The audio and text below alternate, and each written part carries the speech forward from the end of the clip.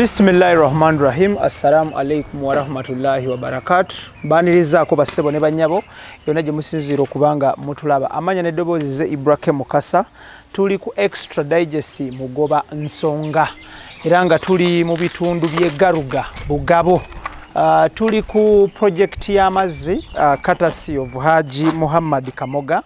Era nga mu kitundu ky'e Bugabo wano Sofa luno luzzi lwa kusatu mu kitundu kino mu LC zone eno gye tulimu. So we tuli akadde kano era nga tuzze tulabe oluzzi olwokusatu lwe bagenda okucommissioninga olunaku olwaliro. Emirimu gikyagenda mu maaso, abaami bano bakyakola kulaba nga batereeza, then mu maaso awo bajja kubanga batongoza oluzzi luno mu butongole mu bbanga eritali lyawala. Mugana ngo bulamu bugamba ki? Bakuyitana. Ala bulamu bugamba ki? Kitambula kiti. Ye mbere eriwo bali ku final touches. Of course ebimu kubisinga okusumbuwa amazzi mu bitundu ebyenjawulo mu ggwanga Uganda y'ensonga y'amazzi. Era nga ye Haji Muhammad Kamoga wa Kamoga Property Consultants yasalawo okuddiza abantu mpola mpola ng'ayita mu kubanga abawa amazzi amayonjo amalungi. Tugenda kubanga tunyumyamuko n'abantu b'oku kyalo kuno ab'enjawulo batubulire experience yaabwe ku issue y'amazzi, era nga still bwe tunaavaawo ngenda kutwalako mu Juma.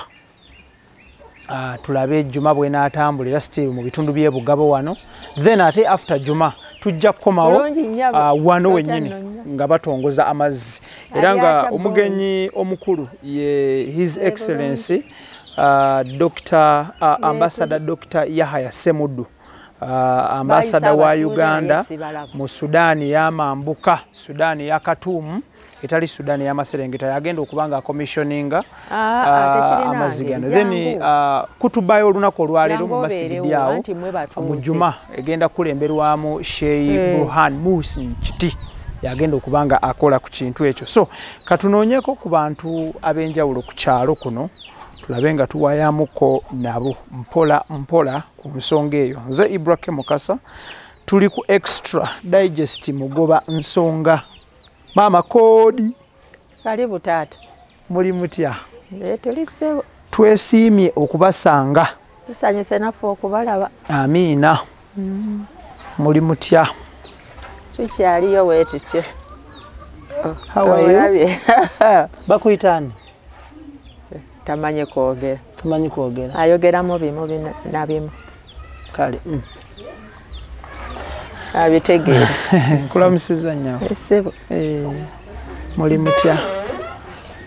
Tuli bwe tutyo. Mujebaleko. Tonotono tuli bagonvu gonvu. Nga mulabe nabo. Tuze okwebuuzaako ku nsonga y'amazzi n'okuba nti waliwo amawulire ag'essanyu agaliwo nti babasimidde oluzzi. Nze ekyo saagala ate nsula ndoota kati ennaku bbiri. Kiyitirivu bana ate nze kye bankoledde kisufu nze kati nga nze. Kuba amazzi gabadde gansumbuwa nesse kusumbuwa yenna.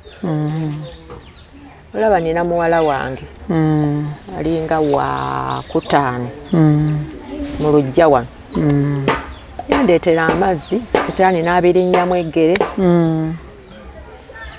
Mwanyina yennyini n'ayita eri n'agenda n'abirinnyamu eggere, anti omanyi sitaani akozesa muntu ne Katonda akozesa muntu. Kaakati ne bansalayo ne bajja ne bakuulayo taapu. Ne bagitwala. Ngenta bweva kuki? Omanyi abaana munnaye betusanga awaka bazibu. Baba bazibu nnyo. Mwana wa monyoko yakikola? Mwana wange. Gw'ozaalira ddala? Step maazawe. Mwana wa mujjawo. Okay. So n'ofundikira nga amazzi bagakuggyeko? Ne baganzijjako. Kakati naddamu bambi era n'ayagala nsasulire. Mbu yaŋŋamba mbu ssente nazisasula. Kakati nali ndi wano nga nkubira essimu, maama yanguwako wano Kawuku bagende bakole ki? Baagala mu mukono gwo gwennyini basobole okuwa amazzi ne bankozesa interview nenjimala era yeyampakira akati munne era nga biwedde genda maama nze lindirira nze kati okuva ndooza mu mwezi gwa 11 omwaka oguwedde n'okutuusa kati nindirira mazzi tuli mu mwezi gwa 4 kati akati munnange nembeerawo kati babadde mbonaabona n'amazzi sisobola kidomola nga bondaba emyaka gyange sikyasobola wala ne kaliita 10 okukalengeza sisobola nsobola kaliita 5 emu naye twali tuli awo nga mukulu Kamoga nga atugamba munna abatuuze b'Ebukaya tugenda bbawa amazzi ngenda bbawa amazzi nze nga Kamoga Haji Kamoga netusanyuka egamba netubeekale nga bw'omanyi omwo tutakkiriza mangu kutuusa nga amaze kulabako ne bayibuli egamba Yesu yagamba abayigiriza be nti bamukisa abo abakkiriza nga tebalabyeko nti ate balimanya batya nga tebalabyeko ekirabwe bityo nti twali tuli wano nga batuyita abatuuze b'Ebukaya muna amazzi gatuuse biki netusanyuka bane naye olaba wano waliwo akasozi naye nga gali wansi awo kumpi nnyo naye amagulu gano mwana gwe gambeera bubi gannuma n'omugongo kati olw'olumu bannanga abo baleeta amazzi kale bagaleetera ddala bambi babadde bagaleeta obudomola liita 5 liita 3 ninawo n'omuwala omukulu era kati nenkolaki baba era nga bw'omanya abaana bazibuwalirwa neŋŋamba kaŋŋende empuubeyokko akasozi ako nga kambeera bubi bannange embeera numizibwa amagulu kati mbaano omanyi ndi mu lusi wa mikeeka mba nyambuse ku muzigiti gwennyini waggulu eri ku kkubo ku kolansi kati nensiŋŋaana mukulu Kamoga bambi nemwebaza bambi muli mutya gye tuli bambi weebale taata okutuleetera amazzi munnange watuyamba nambuuza ye gwe gakuyisa gatya gabayisa gatya koze munnange malungi nnyo taapu zireeta nnyo kuba yateekako butaapu obwo bonna munnange mugamba naye ekikulu nze amagulu teganzikiriza akasozi ako oluusi munnaye nzibuwalirwa okubeera nga nkolaki amazzi oluusi era tegabaawo abaana nabo bakoowakoowa nagamba amagulu nti ko ye kale nemmanya nti biwedde era nsuubira wiiki nga 2 emabegaawo aye munnange Mukama ngeri gyali omulungi mba ndi wano okwosa jjo nga ndaba munne bategeka mazzi nga bategeka by'amazzi nga muwala wange asembayo wano temumusanze abadde yatambudde mukko nga maama mukulu Kamoga agenda tuwa naffe amazzi konze okakasa nti ngamba twaye naawe dokasi naawe oyo siyaasawo maama kituufu kati oluddirira jo lwali jo terwali lwakuna yaŋŋamba lwakusatu kati jjo ngenda okulaba bitandise kuba naye nasanyuka nasula nsinza Mukama amiina neŋŋamba Mukama ng'oli mulungi ate wano bagatadde busukka kkubo gamba mu nju mwennyini wano lutemya lwa liiso anti n'oluta teruwera mu butuufu munnange wano ne liita 10 njireeta akati nga tebannabateerawo oluzzi lwe yasooka kusima wansi eri nga tannaba kuteekawo ne luno amazzi mbadde mugajjawa tubalye tugagula ku taapu nga bagatunda senema awo 3 ekidomola kya 3 ate nga batuwa kitundu bw'obanga obadde tolina busobozi busasula ga taapu mubadde muyinza gajjawa ate era nga tebawola era abaana bambi abo bafuba ne baganoonya eri engulu ne bagenda ey'emmanga oluusi nga tuteekako owa 5 abagasomba obusombi eri ow'eggaali tojja kukozesa bidomola 2 3 abaana abo boolaba boonoona amazzi nga bamanya abaana abato bagamba ne mukekkereza amazzi wa naye Katonda ono mulungi baana bange naye Katonda mulungi mwesigwa ndaba n'ekkubo baliisizaamu tractor eggulo munnange mukulu Kamugajjo ngajja yakeera nga bakola ngana ne mutokera mugamba taata nga neyanziza tweyanzeege munnange taata weebalire ddala munnange ng'okoze kino kyonkoledde sikimanyi koye mune maama wajja n'oŋŋamba munnange amazzi gakutawanya amagulu gakuluma tosobola kidomola nange nensalawo ku lulwo ndeeta amazzi wano neŋŋamba mukama nzaani ntandika okusinza mukama mukama nzaani mukama nzaani nga bwenfaana kale mwana gwe mukama nkoledde bingi amina bakuyitani maama nze Namuli Magweti mukyala Namuli ku kyalo kuno mazeeko bbanga ki emyaka egiwerako emyaka egiwerako kubanga taata w'abaana yandeeta nali nsula eyo mukundeeta yantwala eyo ku nnyanja bayitayo Kigulu yali anzimbidde ennyumba yange salirayo abaana bange 5 kaakati ow'omukaaga namuzaalira wano naye nga si mwene ennyumba wali ennyumba yali yamujja wange omukulu kale ye teyazaala mugamba tonteeka mu kifulukwa kino omuna ekyavaamu nanzimbira eno naye bambi Katonda ngeri gyayita abantu be yamuyita n'amutwala kibinya naye kati wano mazeewo emyaka gisukka mu 2 wano we tuli kati kirungi nnyo teweetabye mu kkubo lya musalaba lwaki nze nalokolebwa nanunulibwa nali mukristaayo kale Yesu nandokola amiina tweyanziza nnyo tweyanzeege nange neyanziza tubaagaliza birungi byerero Mukama Katonda abakuume abalungi abatulaba tukyagendera ddala mu maaso wano bayitawo Bukaaya mu bitundu by'e Bugabo Garuga we tuli era nga tuzze okulaba projekiti yokusatu nga Haji Kamoga awa abantu amazzi amayonjo nange neyanziza bannange kale maama tukyagendera ddala mu maaso omulungi yatulaba tuli ku Extra Digest mugoba nsonga Ibrahim Mukasa gemanya gange tutunuulira abantu ab'enjawulo betugenda okuba nga tuwayamukko nabo ku nsonga y'amazzi gano projekiti eno yakusatu wano mu bitundu by'e Bukaaya Bugabo era nga bino byonna bikolebwa Haji Muhammad Kamoga owa Kamoga Property Consultants kulamusiza nyabo bampita Ibrahim Mukasa oli mutuuze wa kuno tubadde tuyitaayitamu nga twebuuza ku batuuze ku nsonga y'amazzi owangadde ebbanga ki kuno era bakuyitaani bampita Mere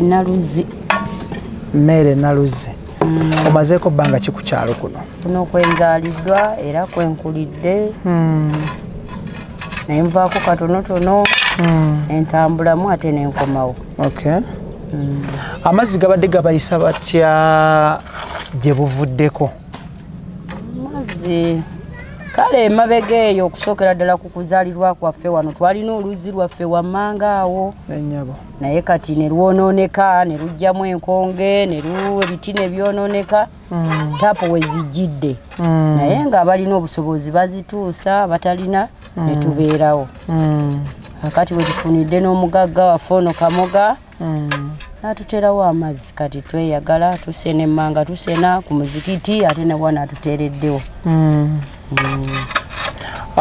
kino kitegeeza ki eri abatuuze okubanga mutuuze munnammwe abateereddewo amazzi kitwongera okutuwa essanyu n'okulaba nti omugagga ng'oyo teyeeyagaliza yekka kubanga gye buvuddeko ekidomola ky'amazzi kibadde kigulwa nnusu 3 naye kati okulaba ng'omuntu ng'ono ng'ataddewo amazzi ng'agamba gafiri agamba nti gaki ga bwereere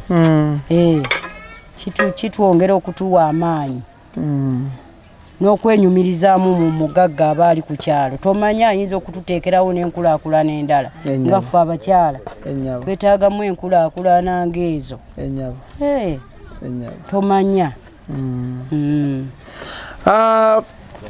Abantu ebiseera ebisinga omugagga ng'ono bw'ateekawo amazzi okulabirira oluzzi luno n'ebyokwerinda by'oluzzi ebiseera ebisinga abiddiza abantu b'ekyalo.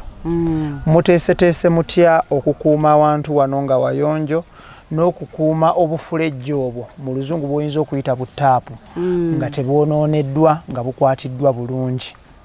Kati okiraba ffe ng'abatuuze ffenna kitukwatira wamu okulaba nga tukuuma obuyonjo ku taapu ze baba tuteereddewo. Kati ng'abaana baffe abo balaba tuba tubatuma n'omusangawo ng'akola ekitali kirungi era okkirizibwa okukola ki okumukangavuloba n'okumugamba nti ekyo tekisaana. Bwe kityo bwe kiri. Osigadde gwani? Nze Mmeere Naluzzi. Weddira ki? Eddira Nkima. Akabbiro ka Mukuukulu. Amiina. Essebo. Kale tweyanzizza nnyo mukyala Mmeere, weebale nnyo weebalire ddala. Nange neeyanzizza okwogerako nammwe. Ennyabo. Mukama abeere nammwe. Naawe abeere naawe. Amiina. Okay, tukyagenda ddala mu maaso. Project yeeno gye tugezaako kuba nga tukulaga nti abantu, of course, amazzi byemu ku bisinga okusumbuwa abantu. Amazzi, amakubo, masannyalaze, ebyenjigiriza n'ebyobulamu. So ye Haji Muhammad Kamoga avuddeyo n'aterawo abantu eno project ya kusatu baluzzi lwa kusatu era nga buli kimu kiri mu kutambula bulungi. Tusazeewo tunoonye abatuuze ku kyalo kino tubeere nga tunyumyamuko nabo ku nsonga eno ey'amazzi n'oluzzi luno olupya engera ye project ey'okusatu. Tuli ku Extra Digest mugoba nsonga Ibrahim Mukasa gemanya gange. Tuli proudly sponsored by Kamoga Property Consultants Limited abasangibwa e Rubowaawo ku Kamoga House nga bano bagula n'okutunda ettaka tenga ettaka lyabwe lya byapa abeeno. Bassebo ne bannyabo tukyaddeko mu maka amalala agali nearby closer to the water source tuwayemuko nabo. Nyabo nkulamusizza nze Ibrahim Mukasa. Nze mukyala Najjoga wange bamanyinga Mama Esther. Oli otya maama? Tewalisa. Mujebaleko. Okay, tuli mu kulaba wano project y'amazzi bagabasembereza. Nga tebannasembeza amazzi gano. Amazzi gadi gabayisa gatya mubadde mugafuna wa mugajja wa gye mbadde mugafuna ga bwerere ga kusasula? We najira kuno najja 2016 nasanga abatuuze amazzi bagajja wansi naye amazzi gatawanya nnyo nga tugamanyi n'okugaza okukira ekiro ku ssaawa nga 10 namukeera netukeera n'ogenda ku luzzi osobola ofunza ku budde okomewo ate okole ku ki ebirala kati nga abatuuze abamu abayina ku taapu tojja kgenda kubikomero bakonkone kibuyagala kuba nsonga nabo tebabeerawo kati ne tusanga obuzibu ebiseera twasanga obuzibu naye Haji atuyambye atusembereza ku mazzi kale tulinamu abakadde batasobola kukkirira wansi ku luzzi olaba kale amaanyi gakola kigaweddemu gakendedde kati va kuffe kwaffe osologa nti nsobola okukkira nleeta amazzi naye kati Haji atuyambye yeebale nnyo yeebalire ddala. Kino kitegeeza ki eri abantu b'oku kyalo kuno okubanga babasembereza amazzi? Kirungi kunze kirungi kuba sijja ate kulowooleza balala muntu mulala naye nga kuffe kunze atuyambye. Okay. Kale tweyanziza nnyo mukyala Christine Mama Esther mukyala Nabijogo katweyongereyo olunaku olulungi. Okay, Extra Digest mugoba nsonga katweyongereyo tujja kubanga tulaba abantu abalala bwe tumala okutunulira of course abatuuze ab'enjawulo tujja kutwala mu muzikiti ab'ejjuma bwe n'atambula ati tuveeyo tutunulire okuggulawo amazzi gano mu butongole. Wali enjala z'abamu bigere byo temuli zaali nkumza obugere twakugonanga enjala zonna ne zibuukamu olwaleero twakukubanga bugere obwo butaba nangadde katulole kuyazinga tuziveri nezitukeri twabanga n'empale emwe empale yokuliyabanga yakukyala katulole tulimu ezo zibasaije eri nezikwata neeri ennaku ekuluma kati Allah akuzeemu kyabijaleka banno nina obudde busobola kwerabira olwekula abavubuka buka bakolola yakutanga akasapatu ke najjako mu katabunyawo ku kisaawe sawa nga ssatu nnya buli muntu nadda ewaabwe ngaakakwakatwa akatuzeekaako nane kabikwa saidi zonna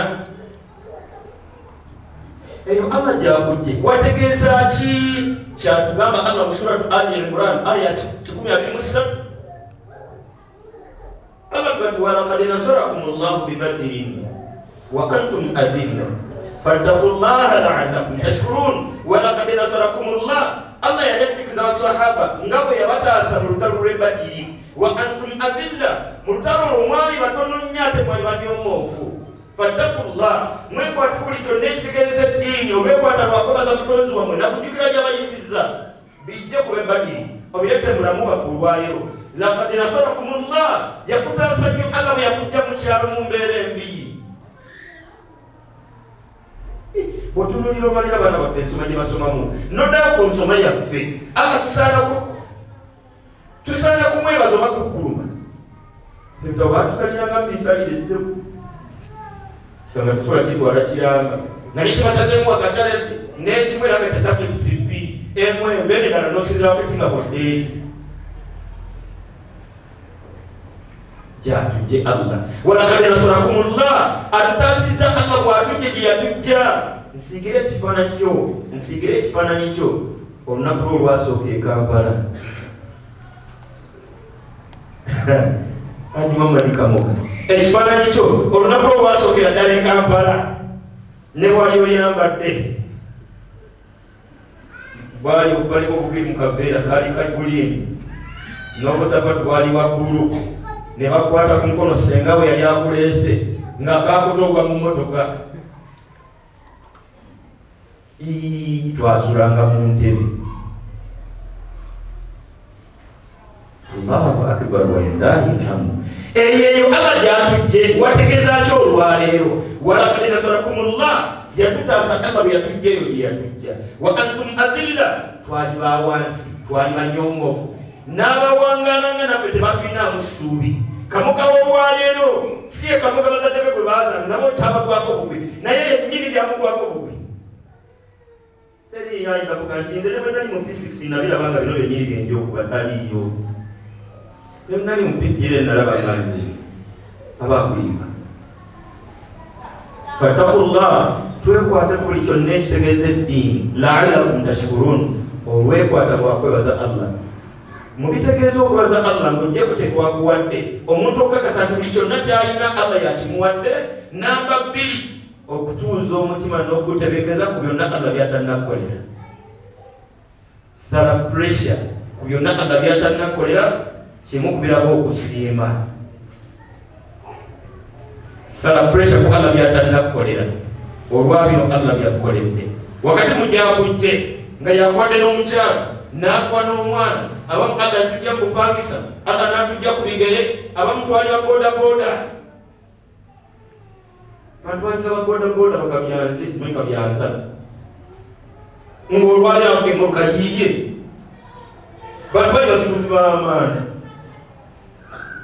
tebaagala ntugamba balina okupima bbulooka tebasobola kwogera bali basubirwa toyireti katulole bakuba ekitabu ng'essimu lyakuteya bukadde busatu tayagala tugamba nti yasimanga toyireti ate nga banditugambye naffe tuleke kugwamu ssuubi bwaba Allah alina be yajja mu kusima toyireti ng'olwaleero balandi roodi nga Allah alina be yajja mu kuba buloka ng'olwaleero buloka baggazaawe balina amaduuka agabo mu kibuga bandibadde batisa ne beebaza Allah obeebaza naffe olutunyumiza batugambe nti bane mugumiikirize nze Allah yajja mu buloka sagaba bino navuga ku ppiki myaka gyalinga 6 kati bwetubakirira emmotoka ya mutwalo gwa $, bwetusirika obusirisi nkwegayidde wenaavuga boda na wenaakuba buloka na wenaasima toyireti na wenaakyali mu kyalo na wenaatambuza amagye oba bwabinyeebwa nti era w'embeera yonna wallahi si yenkomerero Allah amanyi gyakutwala gwerinda emyaka nga 4-5 wallahi yajakuba buloka oli mutunulako naye anje tunako gatakiza nti yakubanga buloka tulina betumanyi tetusobola byogera balabanga ababavuma so nga ate sikubavuma tuzanga bali wakati bannanga ateekateeka embeera yonna Allah nze yampangaliza mu mbeera ebisi gy'abaana bwali oleke ng'obajulidde omugagga ekabeera kagwe ng'omugagga tolina kyomanyi tolina kyoli twali mu mbeera mbi walakad nasarakumullahu bibadrin wa antum adilla gyatugye Allah wawanvu nyimisagayo banno mu mbeera kumya eyongera obanyoza ku mutonzi waabwe si yenkomerero bwabanga omukulembeze w'eggwanga lino ye mukulembeze olwaleero si yenkomerero bamuzaalawa era yasoma kyenkana ki oyo ye Allah sirikirira nsirikirire bw'oba wakubaza Allaho tewerabiranga gyakujje bw'oba wakubaza Allaho sala pressure ku byatannakolera bw'oba wakubaza mutonzi wo kkiriza nti buli kyoyina tewali mulala ataliye badde tetulina olwaleero wabakubayo olukiiko nga lwafamire yo lwafamire yange Allah n'aliwo omukisa lutuule lulabanyamisaane emyaka 15 emabega olukiiko lwali tekubikuwa nga luliko kitawo ne mama ne baganda bali tebasobola kukkiriza nti gogo balisitende bali zibadde mulala batulabanga bubi wallahi nsinzira nkukakase tebakutiisa tebalina tebajja kukola baalemwa kulemesa mutonzi kutuusa kuyakutuusaako kana akaseera wenga obbatiira gwe bagambe nti basanyufu gweovuga emmoloka nga abaana b'omukyali yali akumba waka bakyopoka gweovuga emmoloka nga omwana kibabwe yasinga okwagala avuga boda tebakutiisa bwe baba baalema okugaana ate otutuusa kuyatutuusaako baveeko ate nesente bawe bwe bajja bawe mitima gyabwe gitali egyekko bwe bajja bawe gwe yongera kwekwata ku mutonzi wo Allah ajja kukutaasa bomanyi ne botomanyi gye bali batuloga byalima bulemi kyokola bulwaleero bwebikyusa raga nti akasajja ateke aluga akasooka bakwesibamu ne bigaana mutonzi wange tumutendereze nnyo olutenta lwa kumwebaza gwaniizaani mu baana ba maama w'ogwani mu baana ba kitaawo gwani mu baana basomanga nabo gwani mu b'enganda zo bonna gwani mpale kati oyambadde ya mmeka era wayambalanga ya mmeka kadalla ebigambo bino okujjukira Allah gyatujje ye yennyini Allah mu sura mpiti mu aya nnyingi nga Allah kyatukuyiza ya ayuha nnaasu udkuru ni'mata Allahi alaykum wennaayitibwa omuntu ojjukiranga nnyo omutonzi ogyakujje hal min khaliqin ghayrullah gyali atali Allah nga yakolera byonna byazakolera taliyo wallahi taliyo tumwekwate Allah wakati mukwekwata ku Qur'an eyo maze kubanga esoka n'essula eno gyegusibirira bwegesibirira yatugamba Allah kumbeera byonna gye tuba twekengedde abantu bonna betuba twemulugunyizaamu tetumanyi bye batulowooleza tetumanyi bye bakola kiro yatugamba Allah nti gambanga kumbeera yonna gy'otidde gye weekengedde a'udhu birabbil falaq embeera yonna yabwavu yabatanjagaliza yabansawa yabaloko yabatepe teekawo abantu bonna a'udhu birabbil falaq nze embeera yonna njekwese njekukumye njewogomye mu mulesi w'amakya kigambo kwewogoma ekifaananyi kyakyo ekiyinza okujjayo amakulu gaakyo ye mwana awakanga nnyina amubonereza edda jjajja akwatanga kaswanyu kabanga kamumwanyi ekiseera nga maama abonereza omwana emyaka 3 4 5 omwana baba muyisaako ow'engulya obukko bujja bumulya anga najja akomyawo taata mukadda omwana bwafuna akakisa kesimatula ku nnyina yeekweka mugongo gwa taata ng'obwongo bungati kakati okuddamu okunkubaza okaakuba ono kakati omuntu yenna asaana yeewogome mu Allah we ku bantu bonna bafunyemu enkenyera abantu bonna ofunyemu okutya gambanga nti a'udhu birabbil falaq nze abatonde bonna buli kitonde kya Allah nkyekwese mu Allah bwe kiba kyakunkosa kisooke kukosa Allah kimuyitemu kintuuke ekitasoboka min sharri ma khalaqa nekwese mu Allah yagenda okuntaasa buli kibi kyonna ekiri mu bitonde bye kati kabi tukobolesi ebikwata ku sura ebiwanvu naye Kristo ofunye entandikwa yabyo twebaza omutonzi waffe wakati mu kusiriikirirako n'okusiriikirira kwange tolina nnyo nnaku ng'olinamu omutwalo nga wanoonyako ebitaano y'ekyapati oyite mu lunaku tebagamba neefuna ebitaano n'ekyapati nja kuba mumaze ife tukuze tuba nti muntu oba alya ku kyapati y'eggi byavaawo dde ebyo. barakallahu li wa lakum min al-Qur'ani al-azim wa nafa'ani wa iyyakum bi ayati wa dhikril hakim aqulu qawli hadha wa astaghfirullaha li wa lakum wa lisa'iril mu'minina min kulli dhanbin fastaghfiruhu innahu al-ghafurur rahim wa huwa al-barrul karim. Alladhi unzila fihi al-Qur'an, omwezi gwali gwa Ramadan omwakkira Qur'ani hudan linnas nga mu nsonga Allah ezagimusisa yakisa abantu bano bagisome olusomo olunagitegeera baluname badaga obunamu bwaffe buli mu Qur'ani eyo nkwagayiriza nnyo naddala mu mwezi guno ogwa Ramadan please sala amagezi gonna Qur'ani ogiyitirize bavuga babita Jesus sala amagezi gonna mu mwezi guno ogwa Ramadan Qur'ani ogisusse ekyakufula okwenjawulo omwezi gwa Ramadan kukira mu Qur'ani kino nekitegeka nti yenna aneekwata ku Qur'ani still Allah agenda mufula mwanjawulo. Allah najja tulondoberamu n'ekiro kyennyini omwakkira Qur'ani okuva ku lawhil mahfuz ku lubaawo olukuumibwa okutuuka ku ggulu eyo samaa'i dunya ekiro ekya Laylatul Qadr nakyo Allah n'akirondobamu. Bwe tuneekwata ku Qur'ani Allah agenda kutulonda mu famire zaffe zonna. Allah agenda kulonda mu baana ba maamabo. Allah agenda tulondayo mu mbeera ey'enjawulo ku nkobero Allah alikulikira atugjeyo mu batono ennyo bali wejjana shahru Ramadan mwezi gwa Ramadan alladhi unzila fihi al-Qur'an Allah muyasiza Qur'an si yokka ne Injil Allah yasa kwa Isa alayhi salam mwezi gwa Ramadan Taurat Musa alayhi salam mwezi gwa Ramadan Zabur Daud alayhi salam mwezi gwa Ramadan.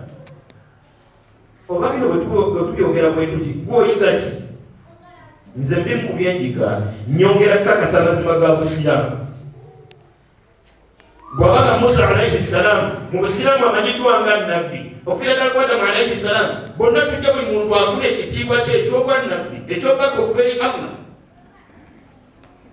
Mwesiime nnyo abalina Qur'ani tulabye nnyo obutamanya kusoma Qur'ani nzikiriza mu mbeera ey'enjawulo nkubuuze Qur'an yo tegese kuyiga byo gisoma Qur'an lwaki tumanyi kusoma Qur'an enteekateeka tuzisoma zijja ku myaka gy'oyiga kwebala nga weewanyeko mubindi mu nsi Qur'an yaganira kuki muganda nakuliza Isima Hussein Hamida nga lwaki olunaku luzima nga tutunuddeko mu Qur'ani obubaka okuva eri Allah nsigire ekifaananyi si ogenda okubikola essimu yo nga Ssaabasajja akwereza obubaka okuva eri Ssaabasajja okujja eri Jamanda Walugembe nogeza obusomo nga emanyi gange Ssaabasajja akwereza obubaka nogenda okusala mu njuga bwekamba ofulumyemuko Ssaabasajja mugamba buli Jamani olw'ekitiibwa kirina obuzito bwe owulirira ddala nga naawe oli wa bbeeyi Ssaabasajja okuweereza obubaka ate nno ne kugeza bava mu State House angashimba kuwagambye atulina projekiti ekitambula tulina projekiti y'amazzi alesookola ekitundu kino kirina n'ennyanja natokuwa abamu bwe bagula ku nnyanja ne baziba okuwamira ku nnyanja tusanga abantu balina amazzi agamugalira agakunaaba agalongooza agakufumba naye amazzi gaggula tusalawo Allah natusaasira natuwa amagezi tuwa abasiraamu n'abatali basiraamu amazzi kubanga amazzi gano go tegaliko kukoola, tegabula mukadde, tegabula muvubuka, tegabula talina ssente, tegabula n'oyo azirina, bonna amazzi bageetaaga kyenkanyi. Nsaba poliisi yonna tuteeko mazzi aba basaasidde toyakudala inshallah taala.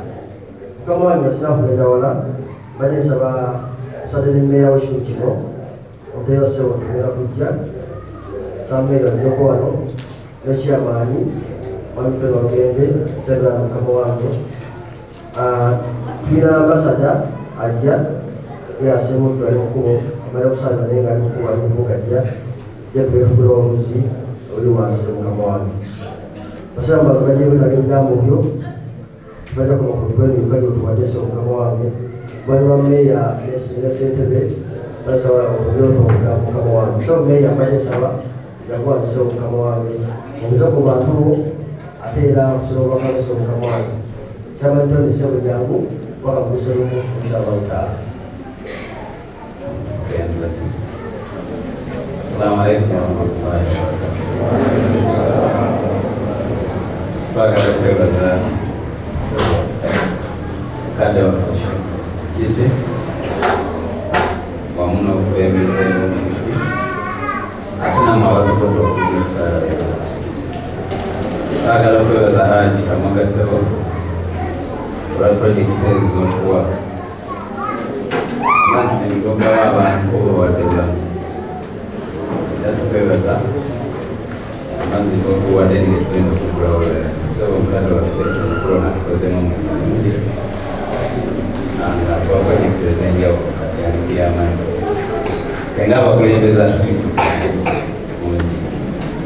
aga mweza era kwa sababu na wasiwa siwa kwa tonda erisinga kwa tonda kula kugambe como agora vender a liberdade e agora ficar só para se querem que uma andar se querem que uma cidade se querem que atenção foi muito minha filha e aí na quando se é nem se querem assalamualaikum warahmatullahi wabarakatuh.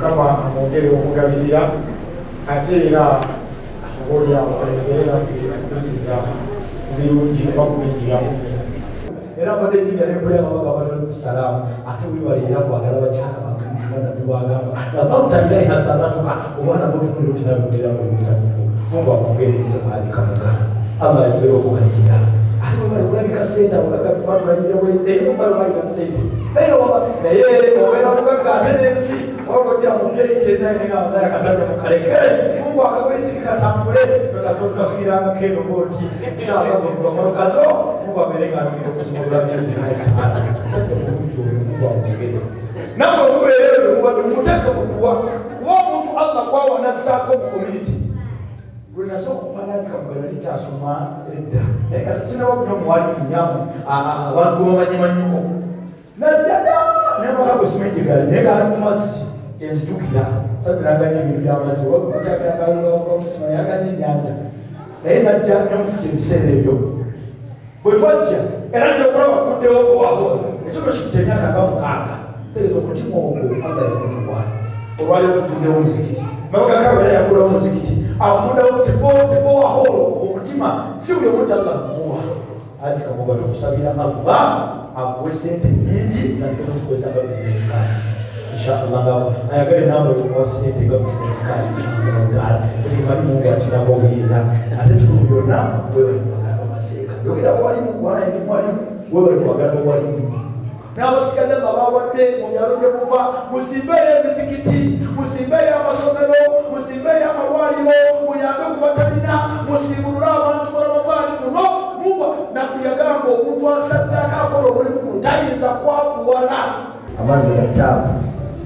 osumulanga bweyagala gakooza gakufumba togabita nti kubwereere si gakutunda oluzi luno kitundu kino ekyakatani lwakusatu lwasooka lwasoma wasaalaga bukaaya era nga japita tookino yaluggulawo luzi olwokubiri era masjidi wenyini era nga famasudi mufuti enzitirangwa erugulawo nga lumu ogwokuna n'olujjuza lwa kusatu era amazzi gano gayambye nnyo ku bantu atwebaza Allah yatuwa ekirago ekyo tulengera wala tatuze amazzi byonna nagira ku mazzi inshallah taala abantu bano balinze dda ate nga tulina tebeera okutuuka tugenda okugulawo amazzi gano basaba batutambudde mujja babaluzemu olukadde patunga ewaka tugatugizeewo bigere amazzi gano nagateekateeka wabweru wakikomera tegali sagabula muntu agasena tajja kumali kumbuuza okusena amazzi yalasena amazzi nga bwayagala gabula okuva ku ssaawa lumu kumakya pakasana nekawungeezi agaluna amazzi nga bwayagala saa kumanyani aganoonye saa gana kumuyamba amazzi gano tugakoze nga tegabuwola muntu yenna oba oli musiraamu tuli musiraamu amazzi gajja kuyamba bulamu bwo obwa bulijjo so amazzi agali ku musingi ogwo muba bwa bulijjo asobola kusula amazzi ga wuta sobola kya bibiri afuna amazzi ag'obwereere omusiraamu ajafuna kuwuza asaale naye omusiraamu ajafumbako emmere alye era gasobola kumuyamba inshallahu taala tosooka walabalesa mukama wange sikyaseeyosewo wajja otuseka obubakawo oluvannyuma tukkirire wansi eyo tugulewo amazzi tusaba tubate ate waka inshallahu taala salamualaikum.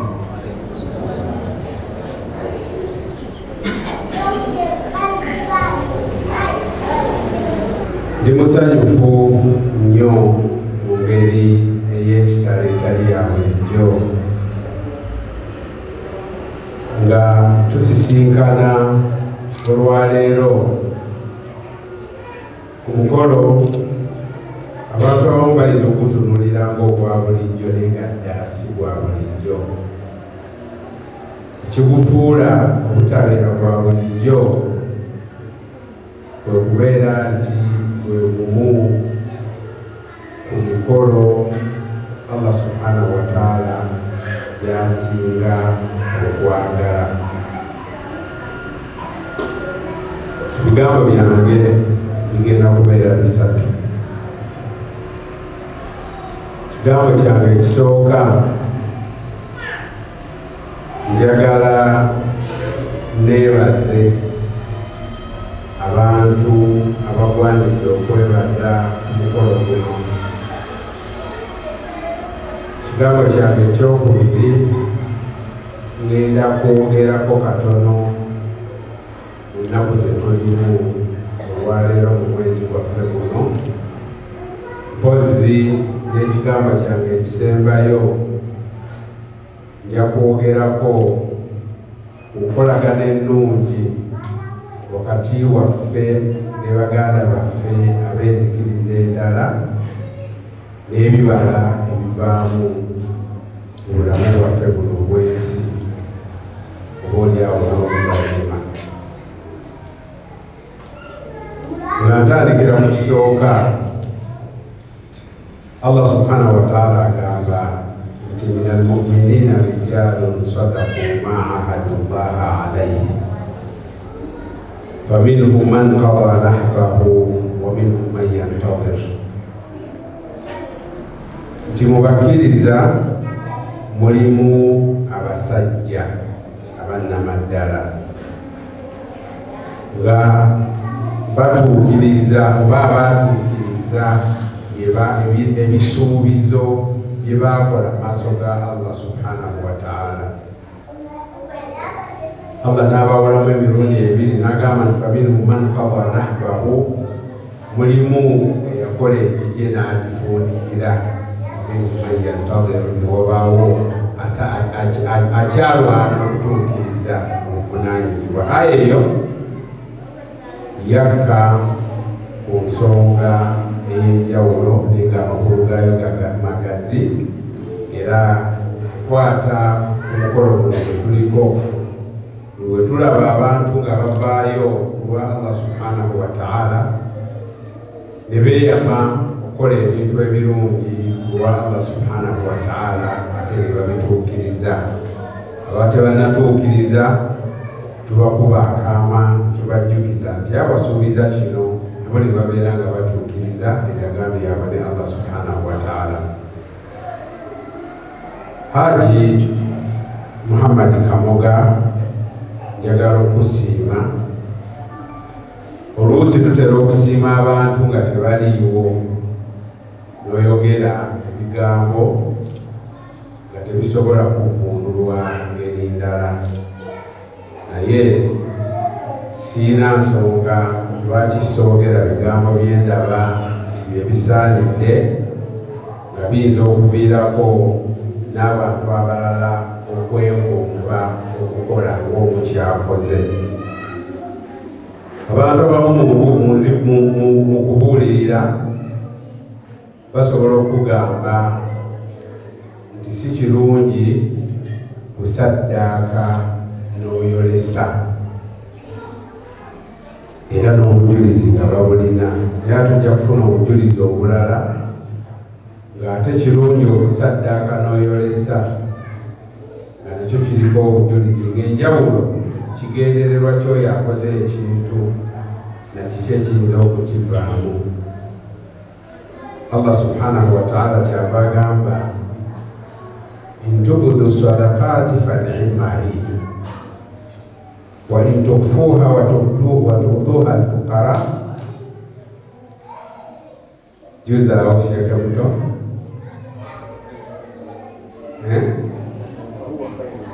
fa huwa khayrun lakum. Kati kyekiri khayr ku byombiriri. Intubudu sadaqati bwe muba mwolesezza saddaaka fa ni'ma kirungi.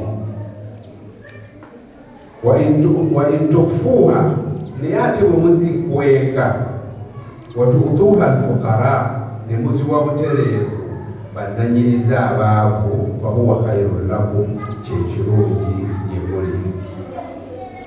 Aya eyo esigala etulaga obulungi bwa bintu bibiri, saddaaka okugyolesa ne saddaaka okugikweka, naye nga kisinziira kwani awadde era ddi era ani gwawadde.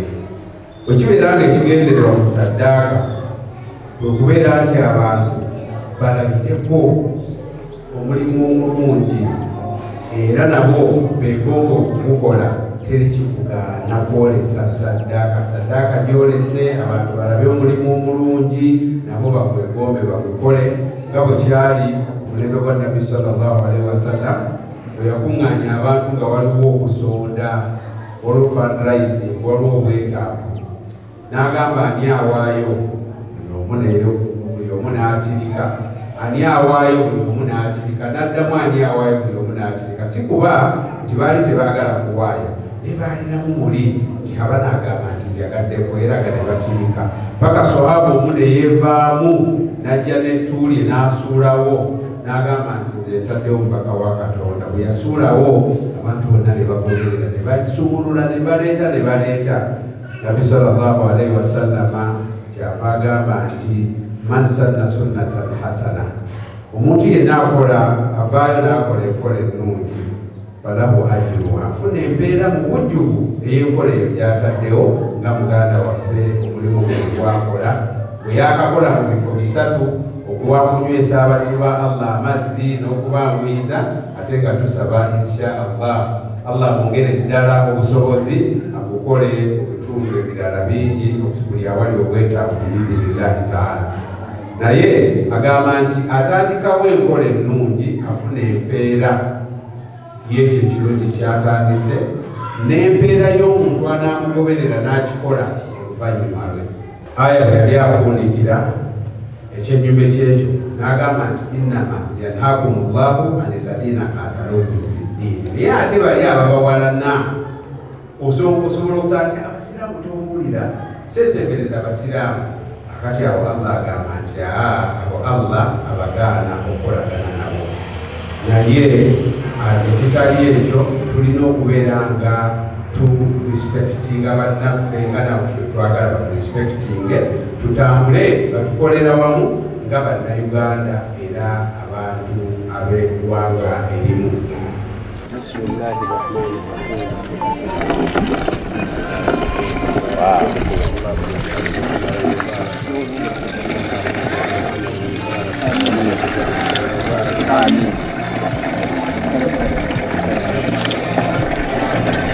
kiweire. Wassalatu wassalamu ala rasulillah sallallahu alaihi wasallam. Erinnya lya mukama wange His Excellency President w'eggwanga His Excellency Yoweri Kaguta Museveni ntwala omukisa guno okwebaza muganda wange Haji Muhammadi Kamoga nga akwasaganyiza wamu n'obukulembeze bw'ekitundu nebaza muganda waffe meya gwetuli alinaffe wano twebaza abatuuze omulimu guno muganda waffe gwakoze Haji Muhammadi Kamoga gye gimu ku mirimu eddiini gyetuyigiriza era gyetulagira okuyamba abantu nga toyawuddeemu nzikiriza nti onakkiriza mu kino oba kkiririza mu kino nkola ya mukama waffe Nabbi Muhammad sallallahu alaihi wasallam era yenjigiriza gye yatuyigiriza okujjira ddala ku mutonzi waffe Allah subhanahu wa ta'ala. Kimala okubeera nti mukama waffe Nabbi sallallahu alaihi wasallama yatugamba nti okuyamba ekintu kyonna fi kulli dhi kabidin ratibin sadaqa, nti buli woyamba ekintu kyonna ekitonde kyonna nga kirina ekibumba nga kirimu omusaayi ofuna empeera za saddaaka. Kale eddiini awo bwetu wetukubiriza okuyamba buli kitonde, okuyamba buli muntu nga tetwawuddeemu nzikiriza ye. Era ssebo meya enzikiriza yondala ne kyetwongera okunyweza kyekino ssebo nti eddiini etulagira enkolagana ennungi ne baganda baffe oba ne bannaffe ab'enzikiriza endala.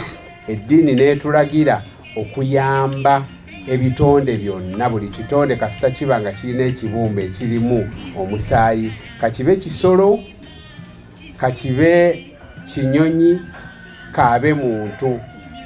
Era sebawe nkugambira nti bw'owuliranga omuntu yenna ssebo meya akugamba nti ate eddiini eragira okutulugunya omuntu ow'enzikiriza endala, omugamba nti ebintu olabika tobitegedde bulungi. Eddiini yaffe bwetyo eragira mirembe, kukwata mpola, nkolagana nnungi. Era bwe tuva ku bantu ne tudda ku binyonyi, olaba eddiini eragira okuyisa obulungi ebinyonyi naye ate abantu mu nzikiriza zaabwe ez'enjawulo.